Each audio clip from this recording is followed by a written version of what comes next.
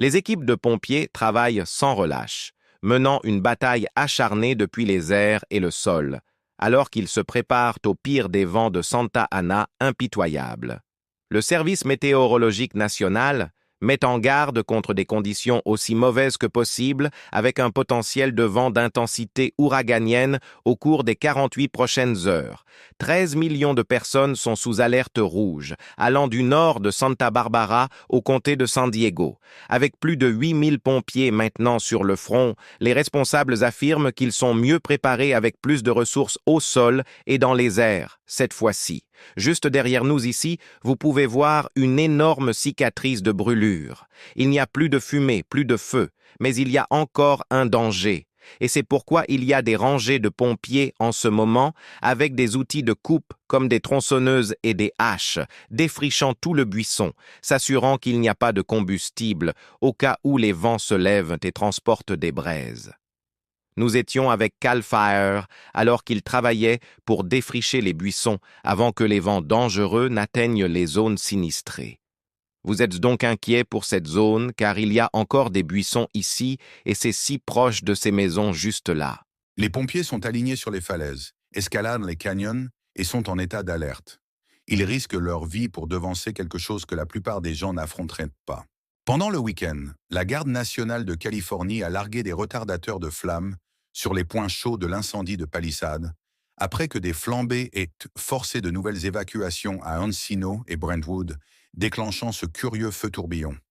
Les incendies d'Eaton et de Palisades sont toujours pour la plupart incontrôlés, avec des spéculations sur l'origine de l'incendie de Palisades.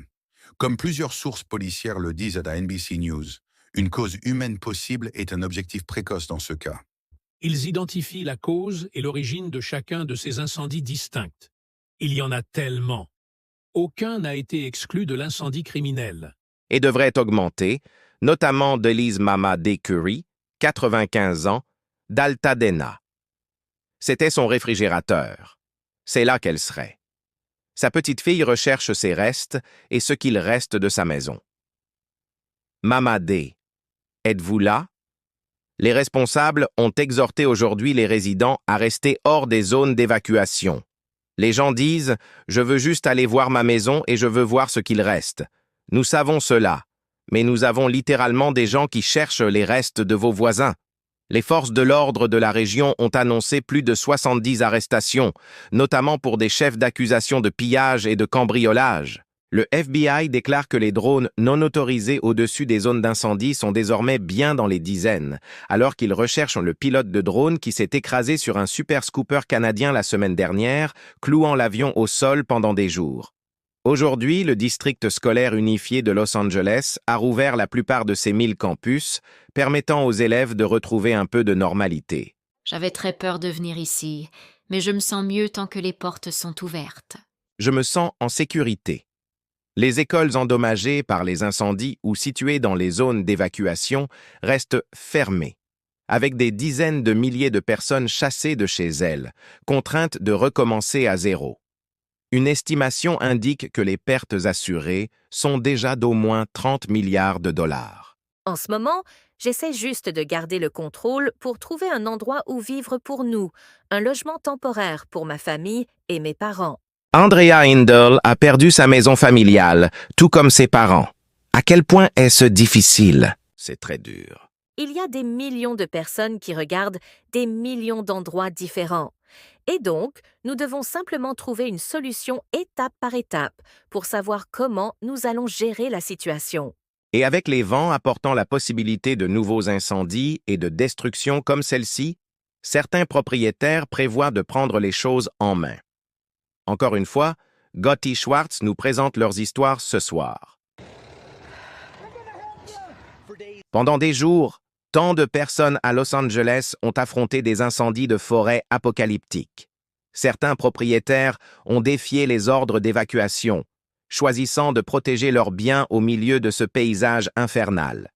Des sprinklers, des tuyaux, des générateurs, des pompes, et ce soir, face à de nouveaux avertissements de danger, certains angelenos disent qu'ils se préparent pour la deuxième manche.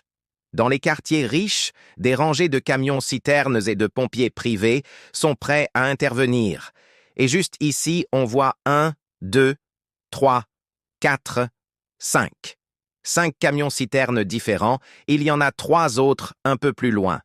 Ceux qui se trouvaient dans les zones d'évacuation et qui ont vécu pour raconter l'histoire de comment ils ont sauvé leur rue disent qu'ils ont fait ce qu'ils pouvaient avec des tuyaux à haute pression. On est donc dans les jardins de tous nos voisins et on trimballe nos tuyaux. À Altadena, Felipe Carrillo sauve 2 maisons de sa rue avec un tuyau d'arrosage.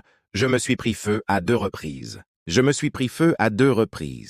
Et donc, ce que j'ai commencé à faire, c'est que de temps en temps, je me vaporisais simplement avec un tuyau d'arrosage, je me trempais complètement avec un tuyau d'arrosage, et je continuais à lutter. Les responsables de la lutte contre les incendies disent que ceux qui sont restés pour combattre le feu mettent leur vie en danger.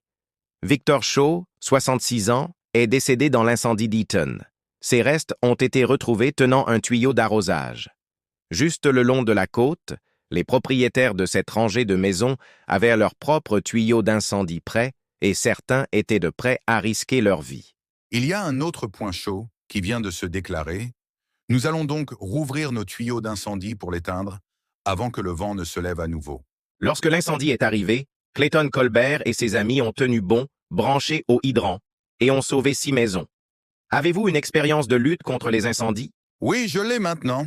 Je pense que tout aurait été détruit. Les maisons auraient toutes brûlé. Oh, ma maison aurait disparu en quelques minutes. Ce soir, la maison de Steve Foster est toujours debout. Mais la plupart de la communauté environnante a disparu. Cela a été difficile, mais nous nous en sortons. Partiriez-vous? Je ne partirai pas. J'ai été ici tout le temps. Je n'ai aucune intention de partir jusqu'à ce que mes voisins reviennent. Et Tom, techniquement, ne pas évacuer pendant le chaos est un délit, mais ce n'est pas toujours appliqué. Cependant, les pompiers disent que, en fin de compte, chaque moment pendant un combat contre l'incendie est précieux et que s'ils doivent être retirés d'une ligne de feu pour sauver quelqu'un qui n'est pas censé être là, cela ne met pas seulement leur vie en danger, mais expose également toute la communauté à un risque. Tom. Gotti Schwartz nous rejoint ce soir depuis Malibu. Gotti, nous vous remercions pour cela. Et pour ceux qui ont tout perdu, une autre crise est rapidement apparue.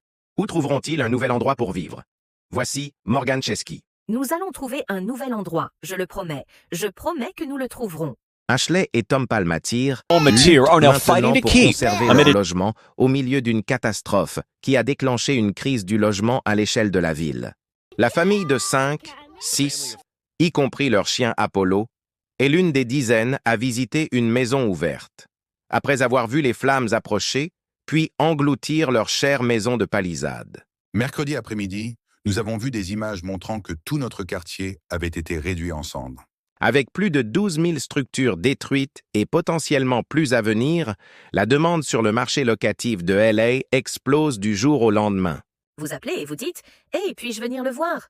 Ils répondent « Non, il est déjà loué. » Vous appelez un autre. « Hey, puis-je venir le voir aujourd'hui ?» Non, il est déjà loué. Ashley déclare qu'elle a examiné 50 propriétés au cours des derniers jours. Dans certains cas, les gens conduisent pendant Oui, des je veux heures. dire juste pour trouver un foyer. Oui, oui. L'agent immobilier de LA, Tanya Stosky, déclare que les options limitées entraînent déjà une augmentation des prix. Nous avons des propriétaires avides qui augmentent les prix de manière excessive.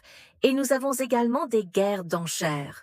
Une vérification sur Zillow pour une propriété près des palissades, 3 jours après le début des incendies, montre que le loyer a augmenté de 10 000 $. Il a depuis été supprimé, mais les responsables mettent en garde contre la croissance des hausses de prix.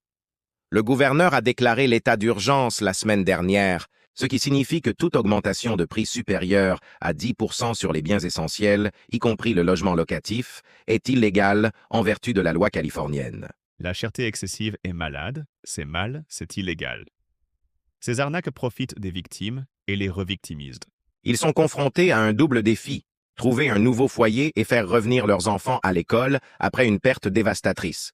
C'est à fendre le cœur de penser qu'une famille traverse une période d'incertitude et de stress aussi importante. Ils sont confrontés à un double défi, trouver un nouveau foyer et faire revenir leurs enfants à l'école après une perte dévastatrice. C'est à fendre le cœur de penser qu'une famille traverse une période d'incertitude et de stress aussi importante. Et Morgan nous rejoint en direct ce soir depuis l'école primaire de Palisade qui se trouvait là. Morgan, quel est le plan pour ses élèves maintenant? Oui, Tom, ce soir, les parents rendent hommage aux responsables scolaires qui, seulement quelques jours après avoir perdu toute l'école, ont déjà élaboré des plans pour que le corps étudiant soit intégré dans une autre école de Los Angeles, où les cours devraient reprendre ce mercredi. Tom, D'accord, Morgan. Nous vous remercions pour cela. La prochaine série de Vents violents est quasi arrivée. Al Roker suit tout cela ce soir. Et Al, des millions de personnes sont sous alerte rouge une fois de plus ce soir. Dites-nous ce que tout cela signifie. D'accord. Eh bien, Tom, nous parlons de 13 millions de personnes de San Luis Obispo à Campo. Des rafales de vent pouvant atteindre 70 miles par heure, les niveaux d'humidité chutent. Une situation particulièrement dangereuse. Pyramid Lake, San Fernando, Camarillo. Et malheureusement, ceci est dû au changement climatique. Au cours des 36 dernières années, les conditions sont 9 degrés plus chaudes, 15% plus sèches, 20% plus venteuses. Et en ce moment, les vents sont assez calmes, mais ils commencent à se renforcer dans les prochaines heures. Ils atteindront une force ouragan, et cela va limiter la capacité d'apporter un soutien aérien.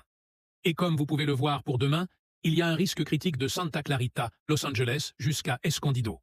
Nous allons donc continuer à suivre cela et avoir les dernières informations demain matin, Tom.